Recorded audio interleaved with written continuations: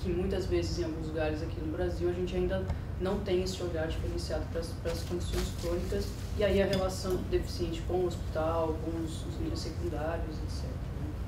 Para a coordenação do cuidado desse paciente crônico, que é diferente das condições agudas.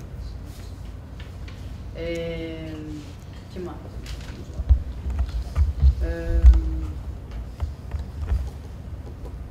Então, os gastos, né, em comparação, por exemplo, a Nova Zelândia, gasta bem menos que os Estados Unidos, como falou aqui.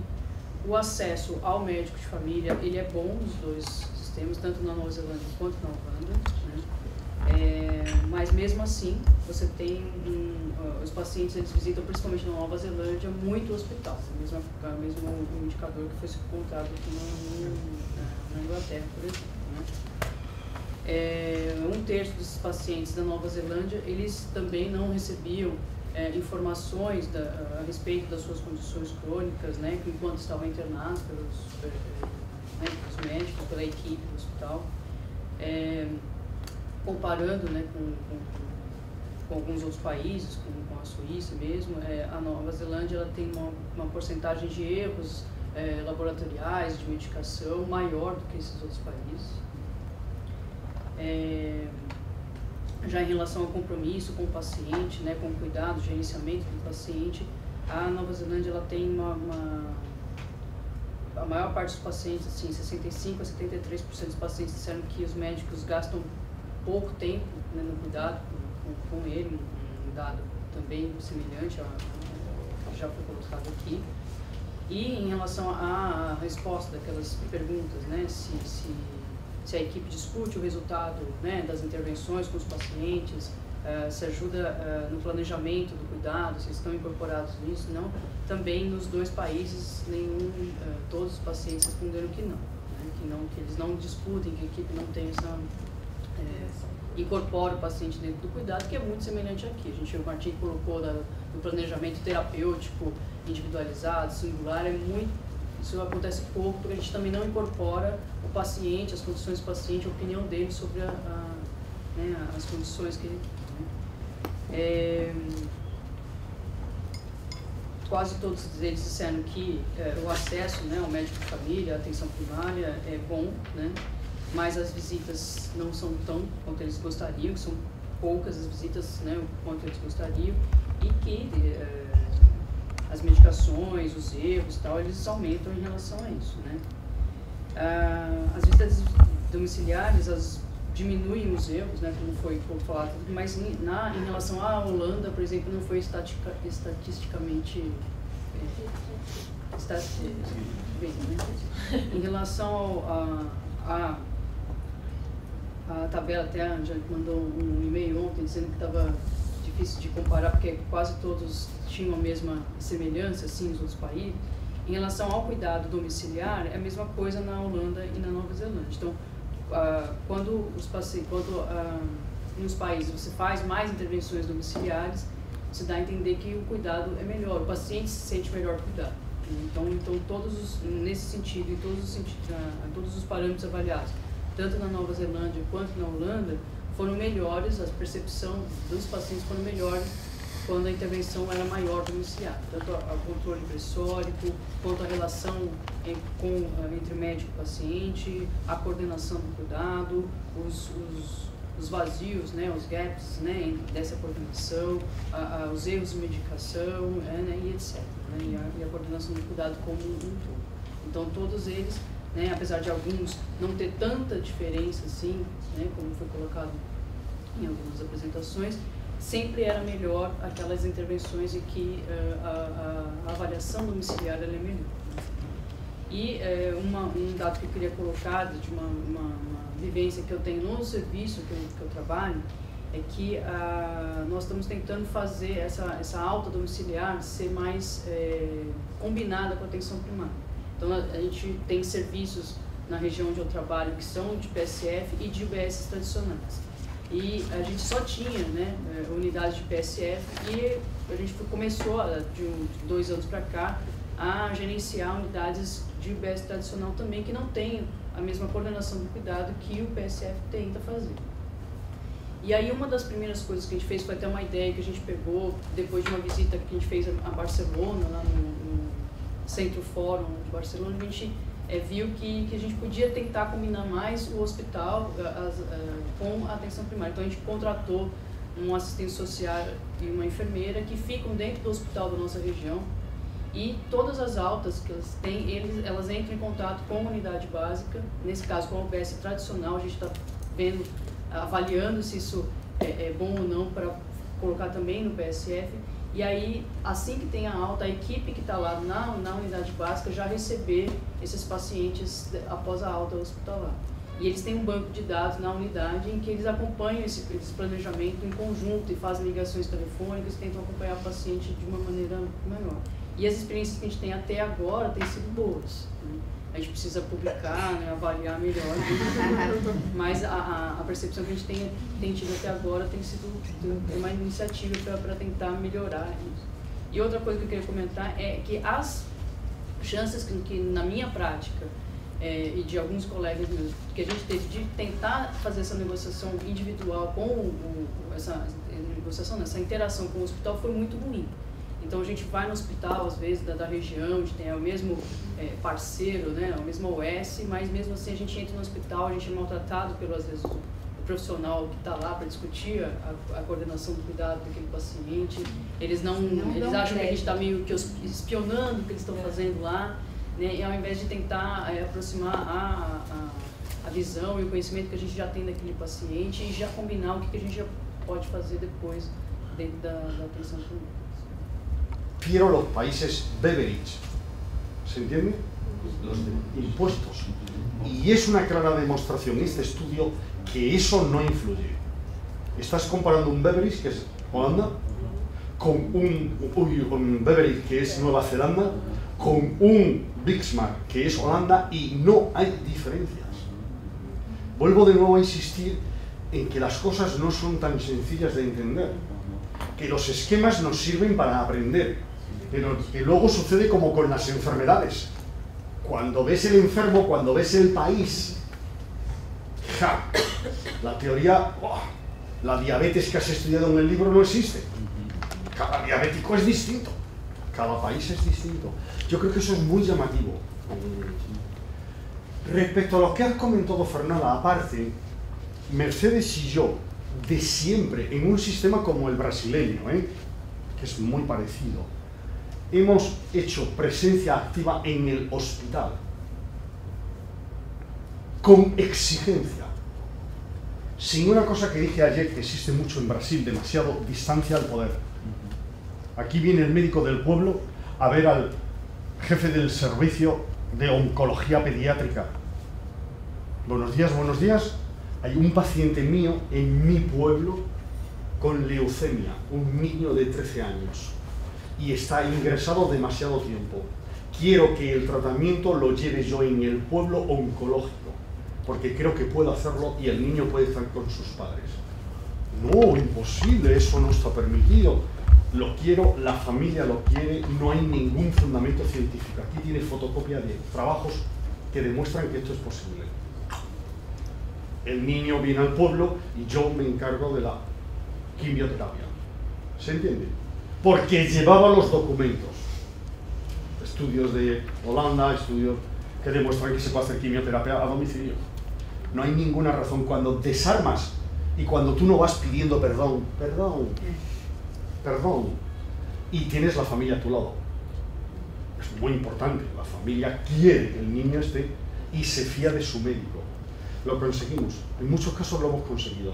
En otros muchos ha sido dolorosísima la experiencia en el pasillo, corriendo deprisa. El médico del pueblo. Sí, muy bien. Bueno, pues habla con la enfermera que ya te dice... No, que no quiero hablar con la enfermera, que quiero hablar contigo. Pero los médicos muchas veces no somos agresivos en el buen sentido de la palabra, los de primaria, porque realmente tenemos complejos, porque nos creemos que realmente no somos nadie, que somos los últimos. Y si nosotros no lo creemos, pues... Pero bueno, lo veo muy parecido a Estados Unidos y Estados Unidos, porque todavía son mundos diferentes. totalmente diferentes. Y eso es la diferencia de tener un sistema nacional público, de cobertura pública. Esa es la diferencia. Suiza y Estados Unidos. Los Estados Unidos pretenden en 2014 ampliar las... Varias maneras. Dinamarca. Dinamarca tiene el mejor sistema de información en la práctica. Hace ya muchos años que el médico danés de Dinamarca en su computador, en tiempo real, tiene la asistencia de sus pacientes en hospital y en urgencias. Si abre su computador a las 10 de la noche, después de cenar, después de llantar, la cuenta oficial. ¿Es una tentativa en un futuro, se la cuenta? No, pero es extremadamente sencillo. Él tiene el nombre del paciente, el problema por el que ha sido asistido en urgencias y lo que le han recomendado. Perfecto. Con lo cual, él puede hablar con la familia si quiere, a las 10 de la noche, o esperar a la familia al día siguiente a las 8 de la mañana. No solo el alta del hospital, cuando está ingresado, sino incluso urgencias. Es un mundo. Ya he destacado Suecia, Dinamarca. ¿Cuándo destaqué Dinamarca con buen sistema de información? Cuando expliqué que le pagaban por acto la citología, el Papa Nicolau. Y a los 3 años iba diciendo quién no lo había hecho. Eso es un sistema de información maravilloso. Ese es el computador que yo quiero. No el que he visto muchas veces de teclear para el Sistema Nacional de Salud. Eso no. Dinamarca. ¿Por qué él no está aquí? ¿Cómo? ¿Por qué él no entró? No. Dinamarca es un país especial. Por ejemplo, Dinamarca no está en el euro. Dinamarca está en la Unión Europea, pero no está en el euro. No tiene euro, tiene corona danesa, siendo un país muy pequeñito. Pero ha dicho que no, hace ya muchos años. Dinamarca ha explicado que fuman mucho, beben mucho y mueren pronto, para el estilo europeo. Es un país especial. En Dinamarca hay una cosa mala, pero hay que decirla también, hay racismo. Un partido de extrema derecha participa en la coalición del gobierno. Hacen un examen a los inmigrantes sobre conocimiento del país antes de darle permiso, que ni los daneses saben responder. Porque preguntan, ¿cuándo nació la reina? Claro, sí, cosas de esas. Yo no lo sé cuándo nació el rey de España, ni quiero saberlo. Pero soy republicano. Pero es un país muy interesante, Dinamarca. Entre otras cosas, los médicos de primaria, esa es una diferencia con Reino Unido, parecido a Nueva Zelanda. Los médicos de primaria, el médico general, suele trabajar solo. En más del 50%, el médico de primaria, el médico de atención primaria, trabaja en su casa, en un despacho, con un contrato que tiene que tener ventanas, tiene que tener luz, tiene que tener flores, ¿se entiende? Y le ayuda como enfermera a su mujer. Lega. Ninguna preparación. Sí, pero el Colegio de Médicos Generales prepara cursos específicos para esas personas, que a veces es su mujer, a veces es su hija, a veces es la vecina, a veces la hija de la vecina que está estudiando y gana un dinero. ¿Se comprende qué sistema tan raro? Y sin embargo es eficacísimo. Una de las universidades más interesantes, ya he citado aquí varias universidades, ¿no? He citado Maastricht, es la de Aarhus. Aarhus, los daneses son los del mundo los que por millón de habitantes más publican. Publican muy poco, pero por millón de habitantes, más que Estados Unidos, más que... Agora, o que eu já li sobre... Además, eso fue muy bonito, esa historia, porque fue sencillamente por relación personal. En una zona en la que había un hospital y un médico general estaba casado con un otorrino, ¿se entiende? A questão da Alemanha e da França são dois países com financiamento. Una, dos, tres. São dois países com sistemas públicos nacionais de saúde, né, tipo Bismarck, que tem a questão dos fundos de seguridade, sendo com pagamento por ato, sendo que na Alemanha não existe reembolso, o paciente já é um serviço grátis oferecido para o paciente, grátis, entre aspas, né, oferecido para o paciente, e na França o paciente paga e tem esse reembolso. O que a gente começou a traçar como linhas gerais aqui, que eu vou começar e tentar dar uma finalizada, e depois as meninas nesse intervalo vão colocar cada aspecto desse que a gente colocou ali, é que apesar de não ser o melhor tipo de organização, ele é muito melhor do que o D também, né, daquela lógica que o Juan colocou pra gente. Até que se a gente for olhar a tabela básica que eu olhei, que é a questão de acesso, assim, que foi o que me chamou mais atenção no primeiro momento, a França tem 99% de pessoas com fonte de cuidado regular e a Alemanha 97%. Por mais que tenham todos os problemas, a questão do pagamento por ato, de concentração desses profissionais mais nessas ilhas tecnológicas das grandes cidades, que isso, apesar disso, a gente tem um acesso bem interessante nesse sentido. E se a gente for pensar um aspecto, que me chamou bastante atenção, que eu acho que ninguém colocou ainda, é a questão da definição do medical home que ele colocou, aqueles 4 critérios que foram bem estruturados, que na verdade é a base do artigo até. O que é considerado esse medical home? A questão de ter uma fonte de cuidado desse médico, desse centro de cuidado, saber a história desse paciente, de atender em até 48 horas, menos de 48 horas, e o mais que a gente achou mais interessante de ligar depois para saber como que foi esse episódio de cuidado, como a gente queira chamar esse assunto até. Que na verdade, se a gente for transformar isso para a nossa realidade, o nosso acesso, e isso a gente já colocou aqui também, ele é muito reduzido. Se a gente for pensar, a gente vai garantir 99%, 95% do acesso pelas agendas de 4 meses, de 6 meses, esses detalhes todos. E essa própria qualidade de estar fazendo esse pós. Eu realizo o meu episódio de cuidado aqui, minha consulta, esses detalhes todos, depois ligo para saber, até porque nessa loucura de agenda é praticamente impossível também, se a gente for pensar. Né? E eu acho que vocês podem completar para acabar falando tudo. Eu queria falar, assim, que eu tive até um insight agora, porque esse texto remete muito ao texto que o Juan pediu que a gente lesse no começo a respeito das reformas pró-conteúdo e pró-coordenação. O que eu entendi é que o Brasil não começou nada, assim, a gente não tem nenhum dos dois. A Alemanha e a França já têm a questão da pró-coordenação, pró-conteúdo já bem estabelecida, né? E aí a gente vai desenrolar a respeito da pró-coordenação. Mas eu acho que essa é a diferença básica. O Brasil não tem nada, eles, né, já estão mais engatilhados para chegar no C2, né? E é isso, assim, e estão caminhando para a pró-coordenação.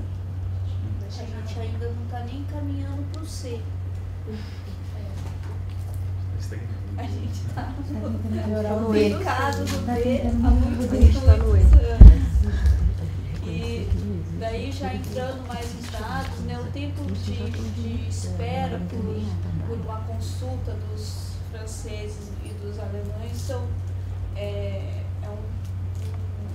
em comparação ao Brasil é muito bom, né? O acesso deles não é dos melhores do estudo desses 11 países, mas em comparação com o nosso país é muito bom.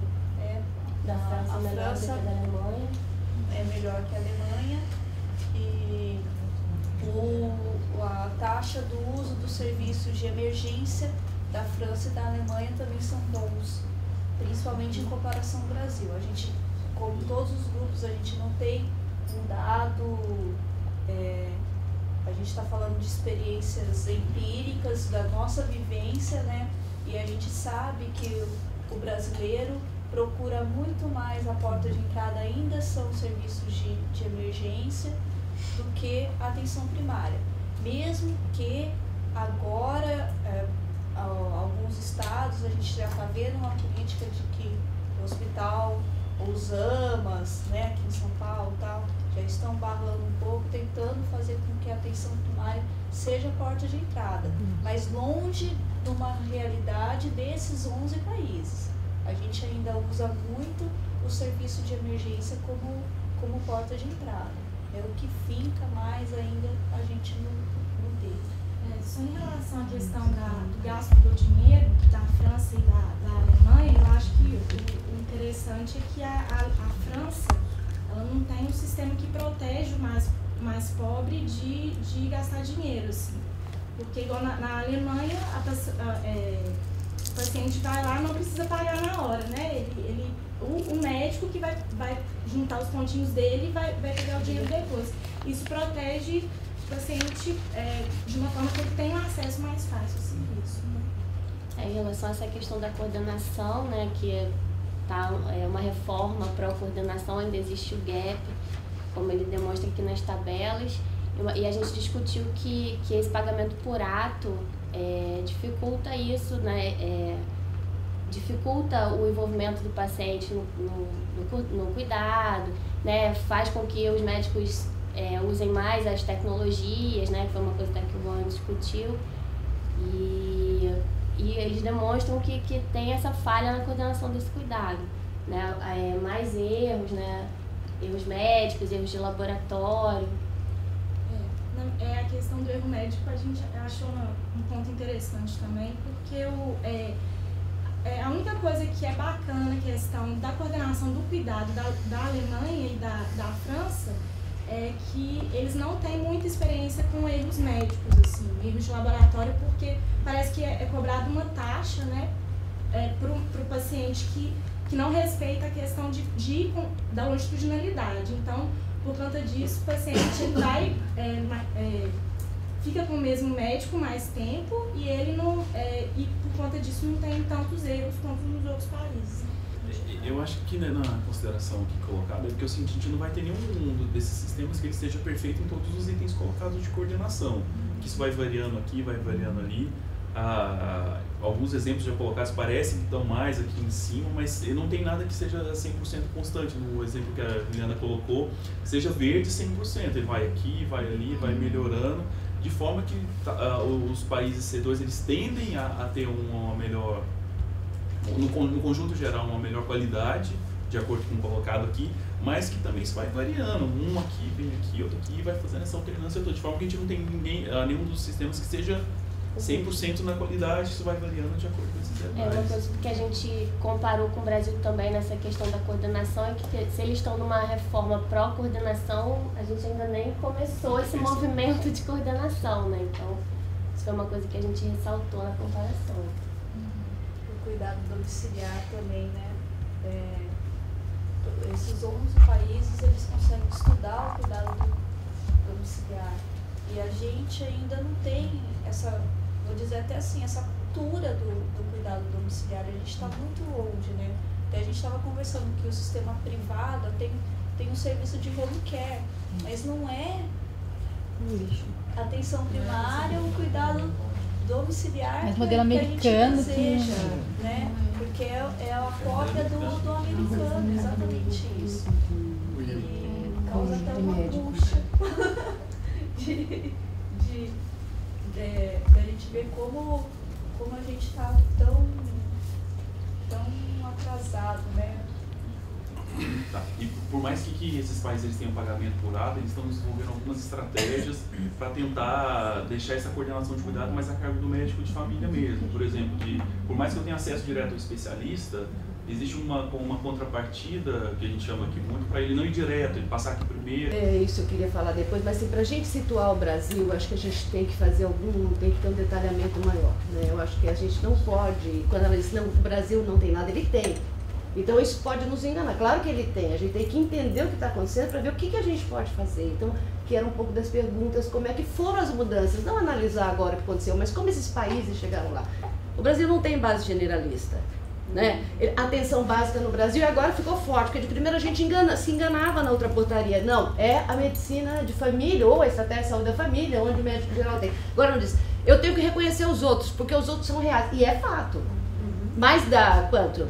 Em São Paulo, 60% a atenção é tradicional, vamos dizer assim, né? No país deve ser um pouco mais. Então, existe sim. Então, acho que a gente tem que começar a dizer como é que foram, e aí era a minha pergunta, mas vai ficar para depois, como é que esses movimentos se deram? Porque analisar o posto, né? E a gente pode ver que, como não é mantra, você tem quais os indicadores de saúde? Uma vez que lá em Kerala as pessoas têm excelentes condições e estão insatisfeitos. Então, qual é o limite de você ter boa prestação? Quer dizer, você tem indicadores bons, porque a gente vai cair no campo da intersetorialidade, que é ser feliz, né? Eu digo sempre, se eu estivesse atendendo atualmente, eu diria assim, ao secretário da habitação para casa, uma casa boa nos próximos 5 meses para essa pessoa. Ao da alimentação, eu quero comida decente. Para essa criança, eu quero boa educação. Então, onde vai a felicidade ou qual é o limite? Mas aonde a gente tem que decidir? Eu queria que a gente pudesse, com esse grupo que pode batalhar para ser uma coisa boa, ser por captação, ser por outro jeito, mas onde está quem regula e como o sujeito pode, dentro do limite, que não é o individual de cada um, que a gente tenha boas indicadoras e as pessoas possam ter bom acesso. Eu vou focar um pouco mais Me chamou muito a atenção, vocês falaram de uma certa forma, mas eu queria uma espécie de uma imagem em relação à Alemanha e à França. Se a gente pega ali aquela tabela 4, que fala mais que eles têm, né, se vai ter ou não atenção domiciliar. Então, e a visão do paciente, a gente tem que lembrar que é um paciente crônico, ou paciente auto-hospitalar, que eles têm um índice muito alto assim, de acompanhamento, né, de acesso. Os médicos, a equipe conhece eles se conhecem. Então, assim, eu te conheço, tu me conhece, mas tu tá tendo alta hospitalar, ou e eu não vou na tua casa quando tu precisa. Então, como é que é? Como é que então a coordenação peca, justamente, como é que tá tudo tão alto e chega esse momento assim, não é comigo, vai vir com outro, dá uma sensação assim esquisita, né? Só de ver essa tabela assim. E vocês falaram isso de uma certa forma também, mas assim, me marcou muito esse ponto assim, desses dois. Sim. Não, eu fiquei com uma dúvida, na verdade, não é da apresentação, mas assim, na França é por reembolso, né? Sim. Assim como na Suíça que a gente estudou que era por reembolso. E aquele gasto, eu não estou entendendo muito bem aquela questão do gasto por, né? Se na Suíça muitos gastam, né? Que a gente viu que muitos gastam, relatam muito gasto pelo próprio bolso.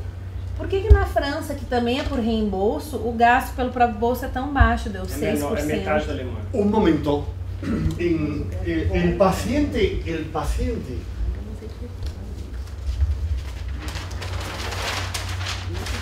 paciente paga 100 de su bolsillo, pero le reembolsan, por ejemplo, 90. Su sensación es que ha pagado muy poco o nada, no tiene problema. En Suiza es que hay muchos copagos. Adicionalmente, la medicina, el medicamento se copaga mucho, la prueba diagnóstica se copaga mucho, hay mucho copago.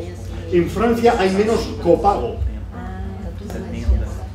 No es solo ir a ver al médico, sino otros copagos. ¿Las medicinas están cubiertas o no están cubiertas? Si la medicina no está cubierta, dinero de mi bolsillo. Foi muito rico, abriu a cabeça de cada um que está aqui dentro. E aqui dentro nós temos médicos de famílias que estão na ponta, nós temos médicos gestores, médicos supervisores, e talvez nós tenhamos que ser esse efeito senda aqui dentro, né? E assim, né, e até colocando que ela falou assim, é triste a gente ver que não tem caminho nenhum, não tem nada abrindo, a gente está muito atrás. E eu acho que talvez a gente realmente tem que ser autocrítico. A gente tem uma série de defeitos, principalmente quando a gente se compara com outros países, mas eu acho que a gente tem que tentar ver o que a gente tem de bom e melhorar, né? E o que a gente tem de ruim para trazer pro bom, né? E aí, assim como a Fernanda colocou, né, que ela estava tentando fazer essa coordenação do cuidado com o hospital aqui dentro de São Paulo. Será que isso também não é o efeito senda, né? Não é o papel nosso, e agora ela vendo, né, que ela foi para Barcelona, estudou, trouxe, e o que a gente pegou daqui hoje, o que a gente vai levar para dentro das nossas coordenações, para dentro da nossa unidade? Quem é da unidade, o que eu vou fazer ali dentro da unidade para eu conseguir dar mais acesso para o meu paciente? Não é só falar, minha agenda está aqui há 2 meses, o que eu posso fazer para mudar essa realidade da minha agenda de 2 meses? Mesmo que às vezes uma supervisão, às vezes uma gerência que nem médica, às vezes né? A gente tem sempre a supervisão médica e administrativa, tentar combinar uma forma, né? A gente também tem que parar e pensar numa forma de melhorar isso, e escrever.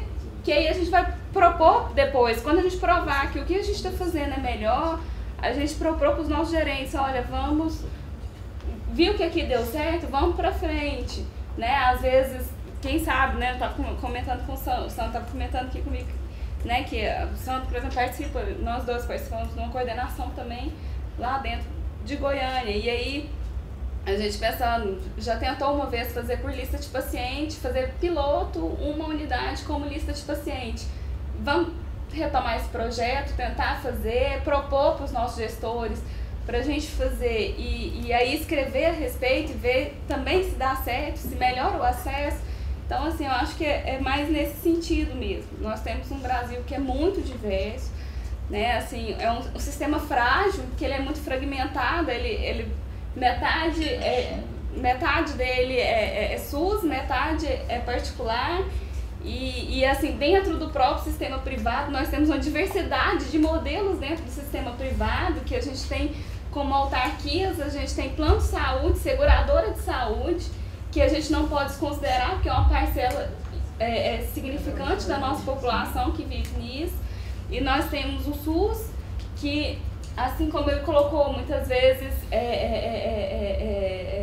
tem reformas acontecendo e que a gente discorda de alguns pontos, mas também não ser tão negativista em todos os pontos que se coloca e tentar ver o que dentro dá certo, o que não dá certo, tentar fazer dar certo o que pode dar certo e criticar o que não dá certo, o que não está correto.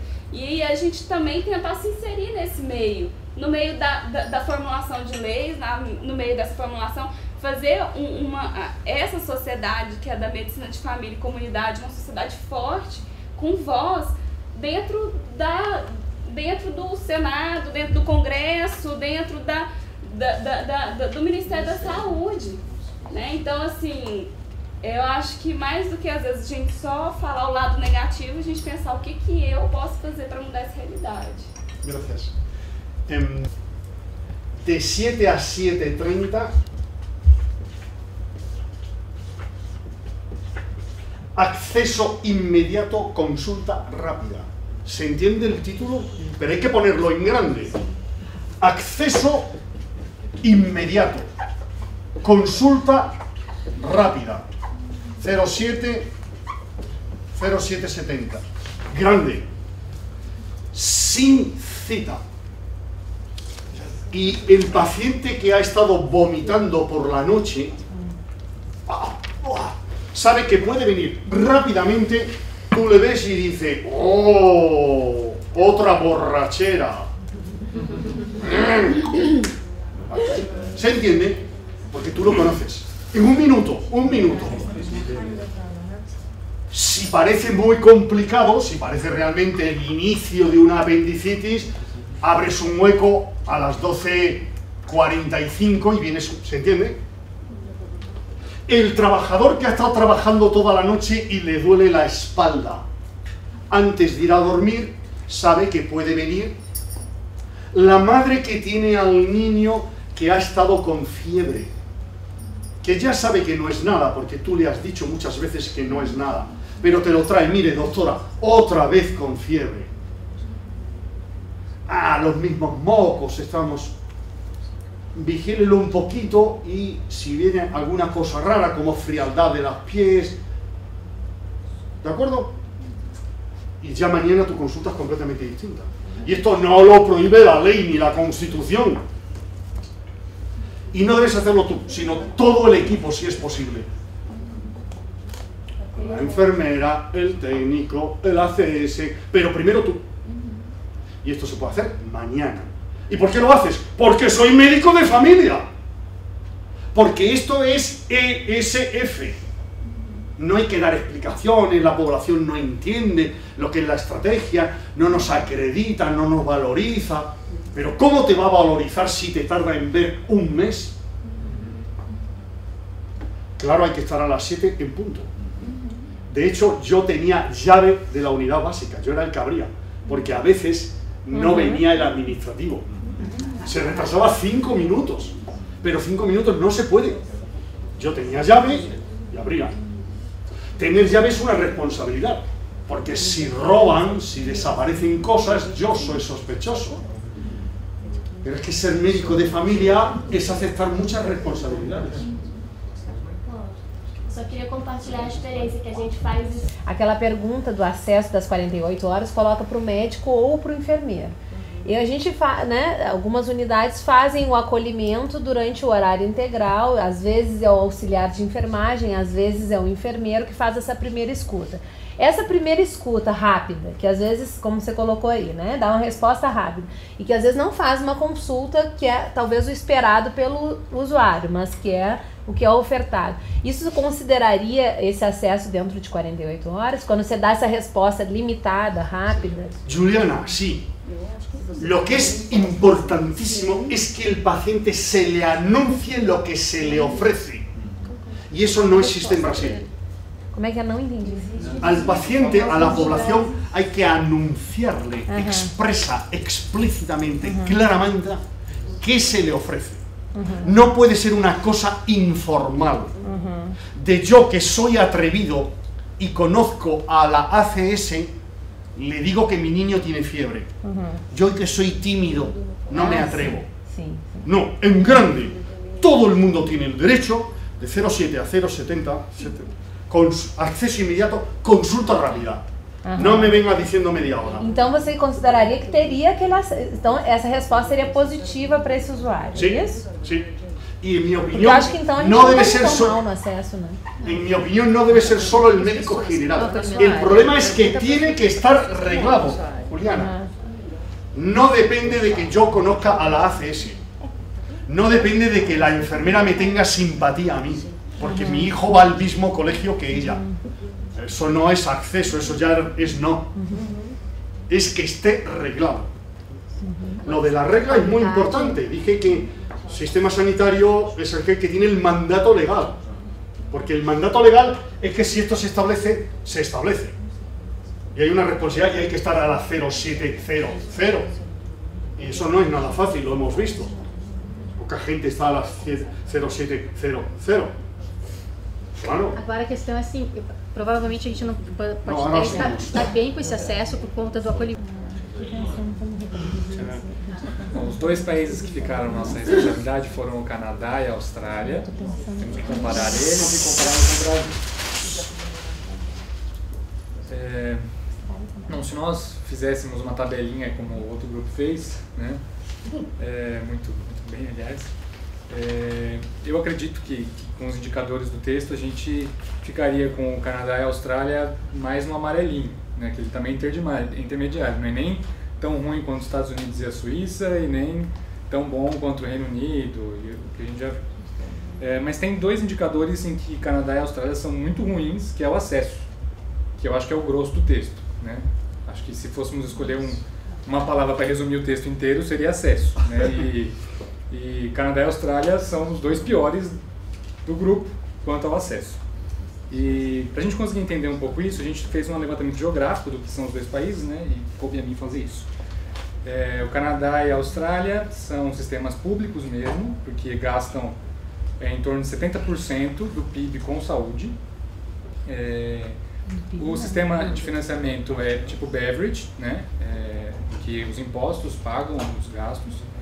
E na maior parte os dois são pagos por ato, sem reembolso, com exceção de Ontário, no Canadá, que é um caso à parte, que inclusive a gente vai discutir um pouco mais a questão de Ontário, que seria o exemplo daqui para a gente conseguir comparar com o Brasil, assim, do que ia ser seguido.